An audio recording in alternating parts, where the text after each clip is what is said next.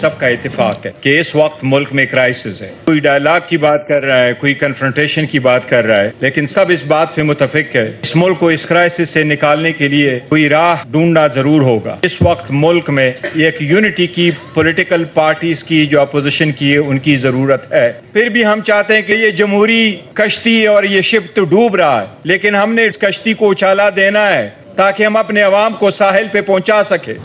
بات چیت جمہوریت کا حصہ ہے. ملک کو بحران سے نجات دلانے کے لیے سیاستدانوں کو مل کر راستہ نکالنا ہوگا. Chairman P T I barrister Gohar کا اسلام آباد میں کانفرنس سے خطاب. کہا اس وقت حکمراں جماعتوں اور اپوزیشن میں ہم آہنگی ضروری ہے. فوج ہماری ہے اور ہماری رہے گی. کچھ لوگ بداعتمادی پیدا کرنا چاہتے ہیں.